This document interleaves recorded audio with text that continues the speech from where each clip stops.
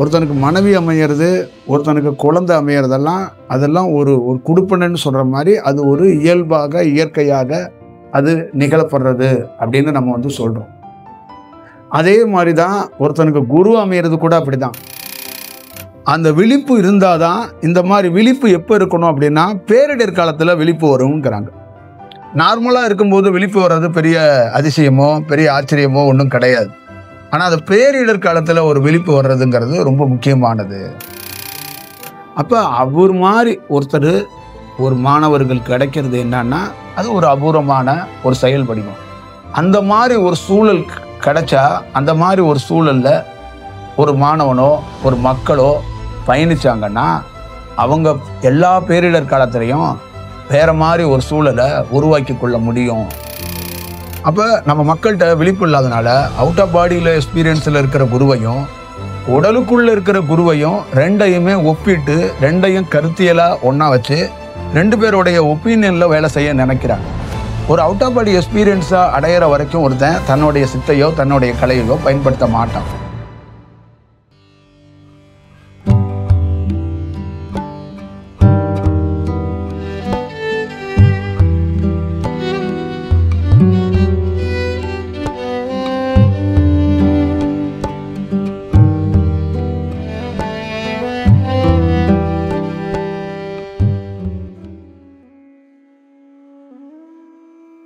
தியானத்தில் இருக்கிற ஒவ்வொருத்தருக்குள்ளேயும் ஒரு ஒரு பரிணாம வளர்ச்சி பரிணாம ஒரு அனுபவங்கள் ஒவ்வொருத்தருக்குள்ளேயும் ஏற்படுறது வழக்கம்தான். தியானம் எந்த மாதிரி வடிவத்துக்குள்ளேருந்து அவங்க மேற்கொண்டாலும் அதுக்கேற்ற மாதிரி ஒரு வளர்ச்சி ஏற்படுறதுக்கு வாய்ப்புகள் உருவாக்கி தரப்படுது. அந்த தியானத்துக்குள்ள அவங்களுடைய குருநாதர் இவங்களுடைய தன்மை, அவங்க குருநாதருடைய தன்மையும் இவங்களுடைய தன்மையும் இது ரெண்டை பொறுத்துமே ஒருத்தருடைய வளர்ச்சி தீர்மானிக்கப்படுகிறது. அப்போ ஒரு இன்னாருக்கு இன்னார் அப்படின்னு சொல்ல மாதிரி இந்த பையனுக்கு இந்த மாதிரி ஒரு பொண்ணு வந்து அவள் வாழ்க்கையை மாற்றுவா, இந்த மாதிரி ஒரு பொண்ணு வந்து அவன் வாழ்க்கையை மொத்தமாக முடிச்சிடுவா, இந்த மாதிரி தாய் தந்தைக்கு பிறந்து ஒரு தாய் தந்தையோ ஒரு மகனோ ஒரு மகளோ உயர்த்துவாங்க, இந்த மாதிரி தாய் தந்தைக்கு இந்த மாதிரி ஒரு மகனோ மகளோ பிறந்து மொத்தமாக அவங்கள சாகிற வரைக்கும் அழுக விட்டே கொண்டுருவாங்க. அப்படியெல்லாம் ஏதோ ஒரு செயற்கையாக இல்லை இயற்கையாகவே நடக்கப்படுறது. அந்த மாதிரி ஒருத்தனுக்கு மனைவி அமையிறது, ஒருத்தனுக்கு குழந்தை அமையிறதெல்லாம் அதெல்லாம் ஒரு ஒரு குடுப்பினைன்னு சொல்கிற மாதிரி அது ஒரு இயல்பாக இயற்கையாக அது நிகழப்படுறது அப்படின்னு நம்ம வந்து சொல்கிறோம். அதே மாதிரி தான் ஒருத்தனுக்கு குரு அமையிறது கூட அப்படி தான். அந்த குரு அவனுக்குரிய செயல் வடிவத்திலிருந்து அமையப்படணும்.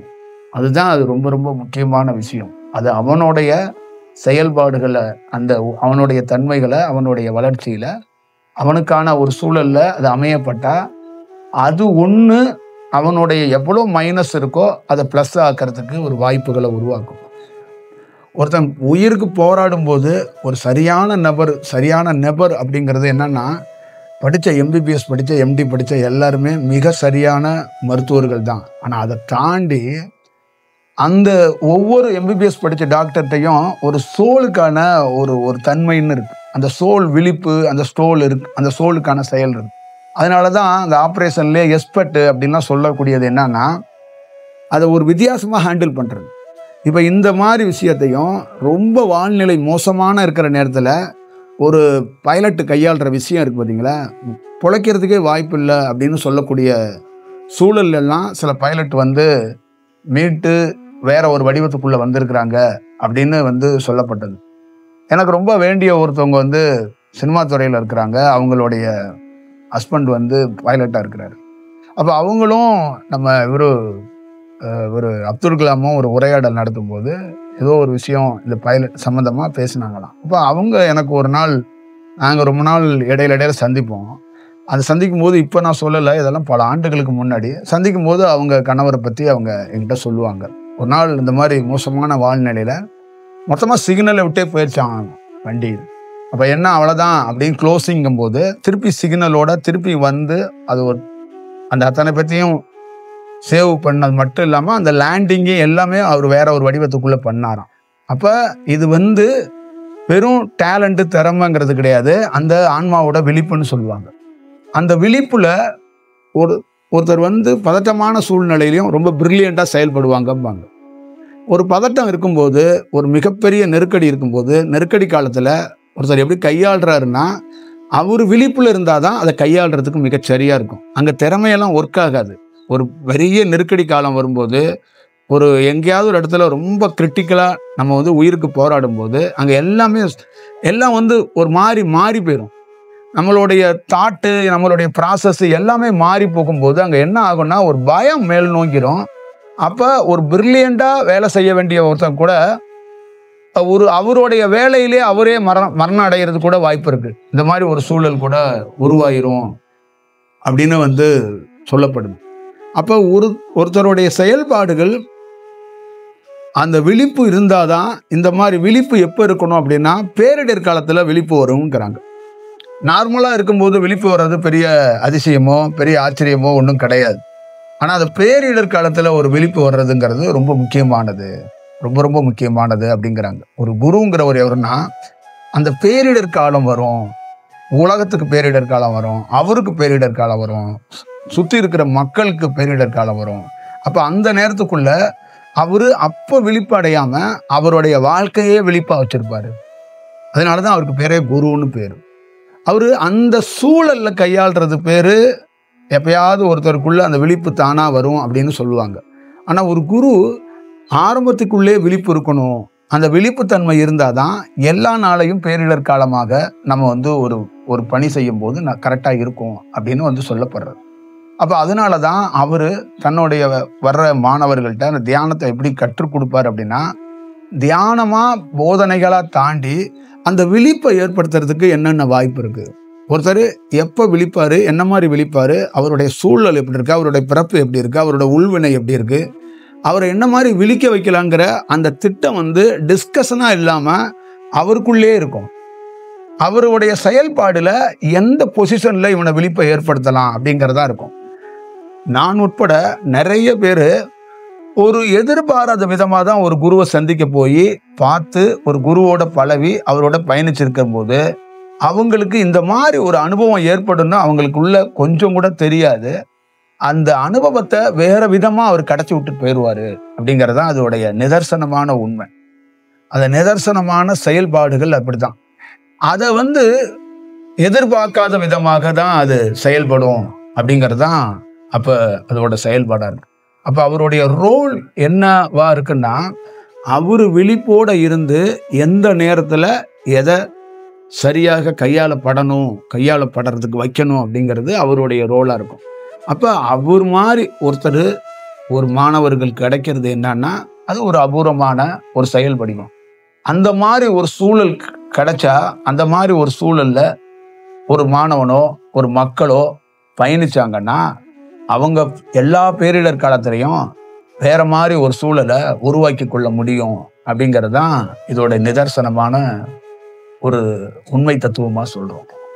இது ரொம்ப எப்பயுமே ரொம்ப முக்கியம் அப்படிங்கிறதா இதை வந்து நம்ம அடிக்கடி சொல்ல வர்றதுக்கு காரணமா இருக்கிறோம்.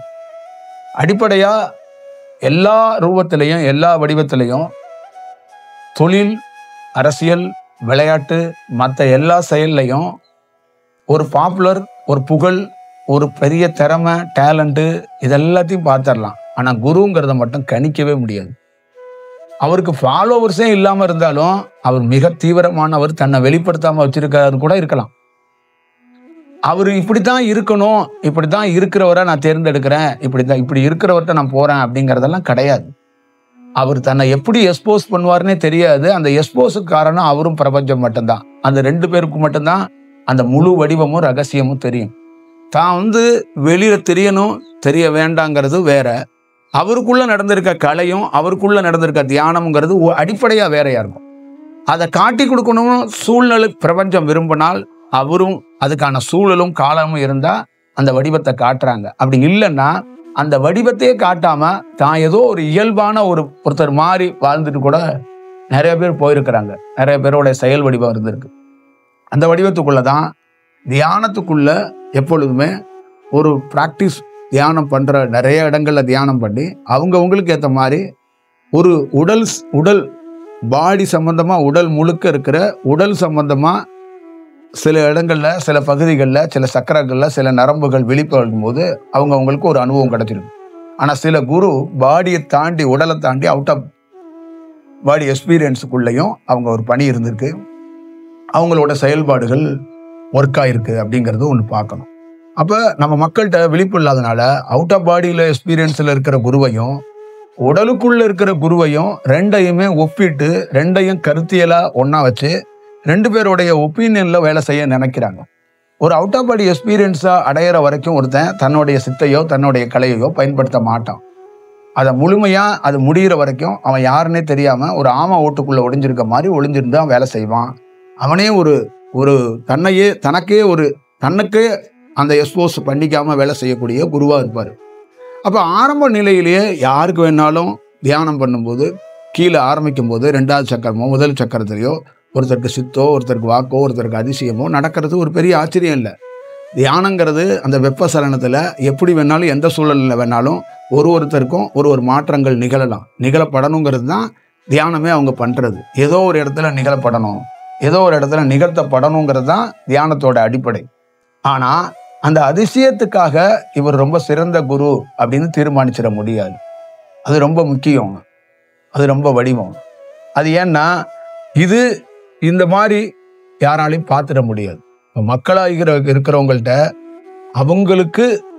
அவங்களுக்கு வைத்த வலிக்கும் அவங்களுக்கு தேவைக்கும் அவங்களோட பாப்புலருக்கும் அதுக்கு தான் ஒரு நிவாரணம் மாதிரி போவாங்களே வஞ்சிய அந்த நிதானம், அந்த கடைப்பிடிக்கணும், அந்த அமைதி அப்படிங்கிறத பண்ண மாட்டாங்க. ஒரு உதாரணத்துக்கு ஒரு சுயேட்சையாக நிற்பான், அவன் நல்லவனாக இருப்பான், அவனுக்கு ஓட்டு போட மாட்டாங்க. ஆனால் 60 வருஷமாக ஒரு கட்சி சின்னத்துக்கு அவங்க ஓட்டு போடுவாங்க.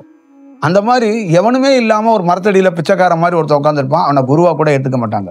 பெரிய மாளிகையில் உட்காந்துருப்பான், பெரிய பெரிய தொழிலதிபர்லாம் வருவாங்க, லட்டை வாங்கிட்டு வருவாங்க, ஸ்வீட்டை வாங்கிட்டு வருவாங்க, அங்கேயே போய் இவனும் உட்காந்துருப்பான். அப்போ எல்லா கலையும் அறிந்தவர், எல்லாத்தையும் தெரிஞ்சவர் அந்த மரத்தடியில் உட்காந்து இலை பொறுக்கிட்டு இருப்பார்.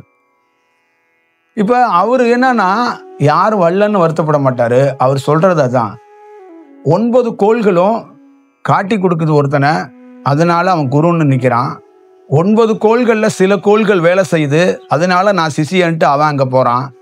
9 கோளும் சரி, எனக்குள்ள கலையும் சரி, என்னை கேட்காம வேலை செய்யக்கூடாது, உள்ளே பேசாமல் படு அப்படின்னு ஒரு நாகத்தை எப்படி தூங்க வைக்கிறானோ, ஒரு நாகத்தை எப்படி சமாதிக்கு கொண்டு போகிறான்னா, தன்னுடைய கலையையே அந்த மாதிரி உள்ளே தூங்க வச்சுக்கிட்டு தான் யாருன்னே காட்டாமல் இலை பொறுக்கிட்டு உட்காந்துருக்க குருவெல்லாம் இருக்கிறான்.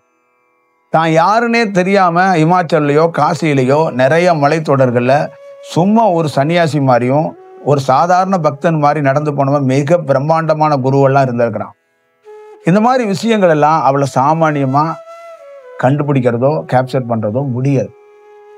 இதுதான் ரொம்ப இருக்கிறதுலே ரொம்ப ரொம்ப முக்கியமானது. ஆனால் மக்களை பொறுத்தளவுக்கு அந்த மாதிரி வடிவத்துக்குள்ளே பார்க்க முடியல அப்படிங்கிறதுக்கு முக்கியமான காரணம் அவங்களுடைய போதிய விழிப்பு, அவங்களுடைய குருநாதர்கிட்ட இருந்து அவங்க கற்றுக்கிட்ட அந்த விழிப்போட தன்மைகள் இதெல்லாம் இருக்குது. நீங்கள் எந்த குரு பரம்பரையில் வேணாலும் பாருங்கள், எந்த குருவை வேணாலும் பாருங்கள், அவருடைய கலையும் அவருடைய விழிப்பும் தான் ஒரு மிக அசாத்தியமான ஒரு செயலை வேற ஒரு வடிவத்துக்குள்ளே மாற்றி காட்டுற ஒரு சூழலை உருவாக்கும் அப்படிங்கிறது ரொம்ப முக்கியம். அப்போ ஒரு குருவோடைய ரோல் என்னன்னா, எந்த சூழல்லையும் அவருடைய தன்மை வெவ்வேறு வடிவத்துக்குள்ள வெவ்வேறு சூழலுக்குள்ள இருக்கும். அதே மாதிரி தான் அவரை பின்பற்றவங்க, அவர்கிட்ட போய் உட்கார்ந்து இருக்கிறவங்க, அவரை ஃபாலோ பண்ணுறவங்க, அவங்க ஒரு வெல்டிங் கம்பெனிலையோ ஒரு ஒர்க் ஷாப்லையோ ஒரு இன்ஜினியரிங் காலேஜில் போய் தொழில் கற்றுக்கிற மாதிரி அந்த வேலையை அவர் சொல்லி கொடுக்கவும் மாட்டார், அவர் செய்யவும் மாட்டார். அவருடைய செயல் வேற வடிவத்துக்குள்ள இருக்கும். அவர் சம்பந்தமே இல்லாத இந்த உலகத்தில் இருக்கிற வேற என்னென்னமோ பேசுவார். ஆனால் இவங்களுக்கு எது நடக்கப்படணுமோ எது செய்யப்படணுமோ அதை ஒரு பக்கம் நடந்துக்கிட்டே இருக்கும். அதை விவாதிக்கவே மாட்டார். இவங்களுக்கும் அவருக்கும் சம்பந்தமே இல்லைன்ட்டு உட்காந்துருப்பாரு. இவன் யாரோ நான் யாரோ, ஆனால் அவனுக்கு தேவையானதை அவர் கொடுத்துட்டு தான் அப்படி உட்காந்துருப்பார். இதுக்கு பேர் தான் விடுதலைன்னு சொல்லுவாங்க. உனக்கு தேவையானதை என்கிட்டேருந்து கொடுக்கப்படணும், என்கிட்டேருந்து கிடைக்கப்படணுங்கிறது வேற. ஆனால் நான் உன்கிட்ட கொடுக்குறேங்கிறதுக்காக உன்கிட்ட நான் உறவாட மாட்டேன். உன்னோட கம்யூனிகேஷன் வச்சுக்க வேண்டிய அவசியம் எனக்கு தேவையில்லை. ஆனால் என்னிடம் இருந்து நீ ஒன்று பெறணும், அவ்வளோதான் உனக்கு எனக்கு உள்ள விஷயம். நான் ஒன்று கொடுக்கும்போது ஒன்றுகிட்ட சிரிச்ச முகத்தோடையோ பாசமாகவோ உரையாடி கொடுக்க வேண்டிய அவசியம் கிடையாது. அப்படிங்கிற ஒரு சூழலை அவர் புரிஞ்சுக்கணும். பாசமாக உறவாடி விளையாடி அவர் அப்போ கூட எல்லாத்துலேயும் ஓகே, ஒரு கலையை கொடுக்க மாட்டாருன்னா அந்த விளையாடுதல் பாசத்துலங்கிற தனி, அவர் எப்படி கொடுப்பாருன்னே தெரியாம வேற வடிவத்தில் கொடுத்துட்டு கூட போயிடுவார். இதெல்லாம் ரொம்ப நிதானிக்கிறதும் இதை பயணிக்கிறதுங்கிறது ரொம்ப கடினமான ஒரு சூழல். அப்ப ஒரு ஆற்று மேல ஓடுகிற நதி மேல நடக்கிற மாதிரி தான் ஒரு குருவோட பயணிக்கிறது. ஒரு குருவோட பயணிக்கிறதுங்கிறது ரெகுலரா மற்ற உறவுகளோட மற்ற செயல்களோட பயணிக்கிற மாதிரி பயணிக்கிற வேலை இல்லை. அது ரொம்ப கடினமான சூழல். அவரை ஜட்ஜ் பண்ண முடியாது அப்படிங்கிறது நிறைய பேருக்கு தெரியாது. அவர் ஒரு தேங்காய் பொறுக்கிறவர் மாதிரி இருப்பாரு, மரத்துக்கு கீழே உட்காந்து இலை பொறுக்கிறவர் மாதிரி இருப்பாரு, மகாராஜா மாதிரி இருப்பாரு. அவரு இந்த நாட்டோட திடீர்னு அழகாய் மாறி பெரிய அந்த நாட்டோட இளவரசன் மாதிரியும் இருப்பாரு. அவர் என்ன வடிவத்துக்குள்ள வேணாலும் அந்த சேஞ்ச் ஓவரை அந்த விஷயத்தை அவரால் கொடுக்க முடியும். அப்ப அந்த செயலை ஒரு ஜட்ஜ்மெண்ட்டுக்குள்ள ஒரு மனிதனால போக முடியாது. அப்ப அவனோட செயல் என்னன்னா, அவரோட பயணிக்கிறதுங்கிறது அந்த சூழல் இருக்குல்ல, அதை மட்டும் அவன் வாழ்க்கையில என்னைக்காவது ஏற்படுத்திக்கிட்டானா அந்த சுவாரஸ்யம் அவன் வாழ்க்கைய வேற மாதிரி அது அவனை கூட்டிட்டு போயிருங்கிறது தான் இதோடைய உண்மைத்தன்மையா இருக்கு. அது எப்பயுமே அது வேணும் அப்படிங்கிறது மாணவர்களுக்குள்ள அது தெரிஞ்சுக்கணும். இதான் நான் உங்களுக்கு எல்லாருக்கும் சொல்லணும்னு நினைக்கிறதும் பேசணும்னு நினைக்கிறதும் நான் சொல்றேன்.